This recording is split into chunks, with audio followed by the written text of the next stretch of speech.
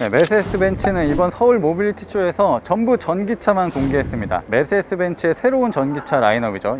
EQ 모델들만 전부 나왔어요. 네, 아쉽게도 제가 지난 9월에 다녀온 미넨 모터쇼에서 전부 봤었던 모델이고, 제가 그때 전부 영상을 다 찍었기 때문에 오늘 특징적인 부분들만 잡아서 설명을 드리고, 우리나라에서 판매를 시작하고 있기 때문에 판매가 시작됐을 때 그런 사양들 좀 살펴보도록 할게요. 먼저 뒤에 보이시는 모델은 EQG입니다. 이름에서 알 수 있고 생김새로 알 수 있지만 G클래스를 기반으로 만든 전기차예요. 물론 지금 모델은 컨셉카입니다. 양산은 뭐 2024년 뭐 이렇게 예상을 하고 있지만 나와봐야 아는 거고요. 저는 맨 처음에 EQG가 나왔을 때 사실 G클래스 같은 경우는 프레임 바디를 쓰고 있잖아요. 그래서 프레임 바디 안쪽에 배터리를 채워 놓으면 굉장히 쉽게 전기차로 만들 수 있겠구나 라고 생각을 했습니다. 실제로도 이 전기차는 프레임 바디를 그대로 유지를 하고 있고요. 그래서 오프로드에서 중요한 차체 강성도 유지하면서 각 바퀴마다 전기 모터를 별도로 달아놨거든요. 인일 모터 방식을 채용했기 때문에 사륜구동을 더 자유롭게 쓸 수가 있습니다. 뭐 앞차축과 뒷차축을 끊는 거는 문제가 아니고 한쪽 바퀴에만 모든 힘을 몰아줄 수도 있고, 앞쪽 오른쪽 바퀴와 뒤쪽 왼쪽 바퀴만 돌려줄 수도 있고, 다양하게 쓸 수 있다는 게 장점이기도 해요. 아마 기술이 더 발전하게 된다면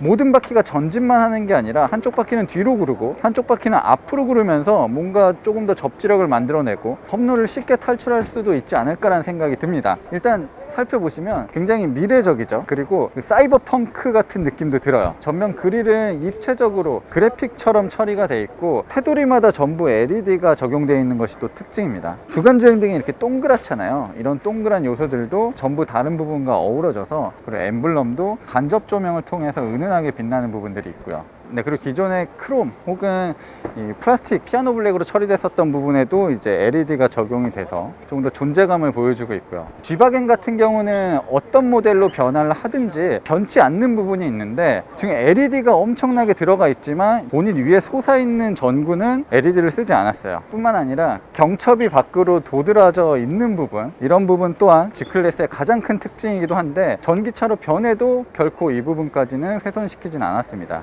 컨셉 모델이기 때문에 독특한 디자인의 휠이 적용되어 있기도 하고, 이 휠 안쪽에는 그냥 브레이크 시스템만 있고, 모터 같은 경우는 그냥 설명으로만 돼 있고요. 이 안쪽은 그냥 이제 막혀져 있는 구조입니다. 자, 그리고 G클래스 같은 경우는 타이어를 보관하는 원형 타이어 케이스가 있었는데, 지금 EQG 모델은 다각형으로 변했죠. 라운딩을 주면서 디자인이 달라졌습니다. 이 부분에는 이제 충전 케이블들을 보관할 수 있게끔 해놓는다고 해요. 그리고 지금 여기서 눈에 띄진 않지만 차를 천장에서 보게 되면 G라고 굉장히 크게 써 있거든요. 그런 것들도 이 차의 디자인적인 특징이기도 합니다. 확실히 G클래스 그리고 EQG 컨셉 같은 경우만 봐도 메르세데스 벤츠가 G클래스를 어떻게 생각하는지 알 수가 있습니다. 아이코닉한 디자인도 중요하고 가륜구동 시스템, 그리고 오프로드도 굉장히 중요한 모델이다 보니까 그런 쪽으로 특화시켜서 이 컨셉카를 만들어 놓은 것 같아요. 일단 컨셉입니다. 양산이 어떻게 될지는 조금 더 지켜봐야 되고요. G클래스는 이제 전기차로 넘어가기 때문에 이 차를 조금 더 세세하게 살펴볼 필요도 있을 것 같아요. 네, 제가 독일에서 이미 EQS를 시승하고 여러 가지 모델들도 살펴봤어요. 네, 일단 우리나라 모델은 어떤 사양이 들어오는지 모르기 때문에 우리나라 사양에 맞춰 놓은 EQS 450 플러스 모델을 한번 살펴보도록 할게요. 우리나라에는 EQS 450 모델부터 시작해서 라인업이 확장이 될 텐데, 일단은 이 450 모델 아마 가격이 1억 7천만 원부터 시작되는 걸로 알고 있습니다. 그 모델부터 한번 살펴보도록 할게요. 일단 디자인은 메르세데스 벤츠의 세단과는 조금 다른 디자인을 가지고 있습니다. EQS 같은 경우는 옆에서 보면 마치 활 같은 디자인이거든요. 물방울 같은 모양, 조약돌 같은 모양으로 한 덩어리 같은 느낌을 주고 있습니다. 보통 예전에 세단을 만들 때는 박스 디자인을 썼는데, 이제는 그런 게 통용이 되는 것 같진 않아요. 이 공기 저항을 위한 굉장히 부드러운 실루엣을 가진 차체를 가지고 있습니다. 실제로 이 S란 이름이 붙었기 때문에 차도 굉장히 크고, 전기차는 또 배터리가 들어가야 되는 공간도 필요하잖아요. 그래서 차체는 뭐 S클래스와 별반 차이가 없습니다. 그리고 EQS의 가장 큰 특징 중에 하나는 트렁크가 위로 전부 열린다는 거예요. 보통 이 패스트백 디자인을 가진 차들이 이런 식으로 트렁크를 만들었지, 플래그십 세단이 이렇게 만들진 않았거든요. 실용적으로 활용할 수 있는 트렁크 공간이 놓였고, S클래스 같은 경우도 트렁크가 좁다는 얘기가 많았는데, 일단은 입구가 크게 열리기 때문에 부피가 큰 짐도 수월하게 넣을 수가 있고, 옆에서 짐을 꺼낼 수도 있고, 여러 가지로 실용적인 트렁크가 적용이 됐습니다. 자, 그리고 이 아래 공간도 굉장히 넓죠. 전기차 같은 경우는 별도의 배기 파이프 같은 게 없기 때문에 이 아래쪽 공간도 유용하게 쓸 수가 있습니다. 그리고 이 옆면도 프레임미스도어가 적용이 되어 있거든요. 그러다 보니까 측면 디자인도 상당히 반듯하고요. 이런 작은 부분들이 모여서 엄청난 공기저항 계수를 만들어내고 주행거리에 많은 영향을 끼치게 됩니다. 물리적으로 일반 운전자가 보닛을 열 수 있는 방법은 없습니다. 이 전기차는 특별히 보닛을 열어야 될 필요도 없기 때문에 그런 식으로 막아 놓기도 했고요. 워셔액 같은 경우만 이 측면에서 넣을 수 있는 방식이고요. 다들 이거 보시고 왜 굳이 워셔액을 이쪽으로 빼놨냐고 질문을 해주셨는데, 이 보닛 안쪽에는 뭐 여러 가지 장비가 있긴 하지만 가운데 부분에는 자동차에 들어가는 필터 중에 가장 큰 헤파 필터가 들어갑니다. 헤파 필터 면적만 해도 보닛을 거의 꽉 채워요. 그리고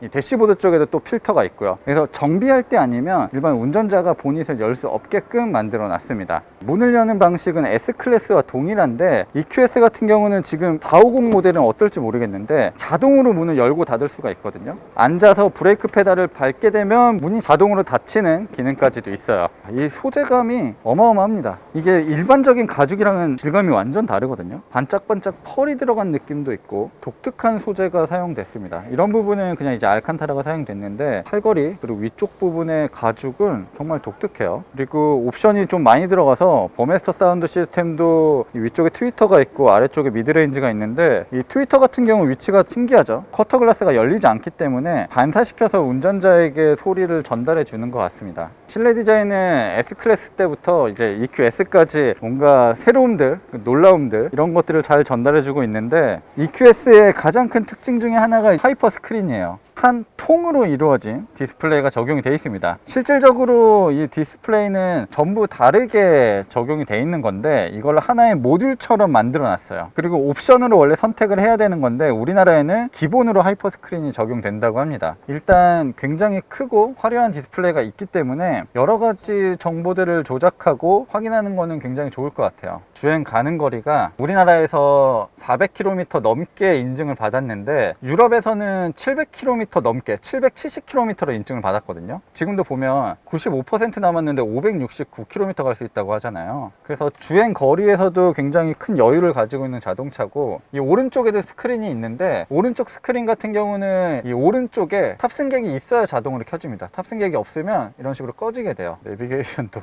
엄청 크죠. 디스플레이를 전부 연결하면 55인치라고 합니다. 화려하게 앰비언트 라이트가 차체를 휘감고 있고요. 마치 요트의 디자인 같은 느낌도 들고, 화려함에 있어서는 확실히 예전 S클래스 때부터 메르세데스 벤츠가 거의 독보적인 위치에 있는 것 같습니다. 그리고 헤드업 디스플레이도 새롭게 적용이 됐는데, 헤드업 디스플레이 같은 경우도 AR 방식 기능이 적용이 돼서 마치 도로 위에 직접 정보를 쏴주는 것 같은 느낌을 주고 있고요. 메르세데스 벤츠가 전통을 굉장히 중요하게 생각하는 브랜드이긴 하지만 EQ 브랜드에 있어서는 좀 파격적이고 새로운 것들을 많이 도입하고 있습니다. 조작 방식은 기존과 동일해요. 스티어링 휠을 통해서 조작하는 것들은 기존 방식과 동일한데 일단 크기가 굉장히 압도적이고 이런 정보들도 너무 직관적으로 보여주죠. 그리고 이 하이퍼 스크린이 들어오면서 메르세데스 벤츠 같은 경우는 가운데 이제 컨트롤러가 있었잖아요. 컨트롤러가 전부 사라졌습니다. 센터 콘솔을 훨씬 더 유용하게 쓸 수 있게 변했어요. 이제는 터치를 직접적으로 할 수 있기 때문에 굳이 컨트롤러도 필요가 없고 스티어링 휠로도 조작할 수 있어서 이런 부분이 개선이 된 것 같습니다. 와, 지금 이거 의자에도 앰비언트 라이트 들어오는 거야?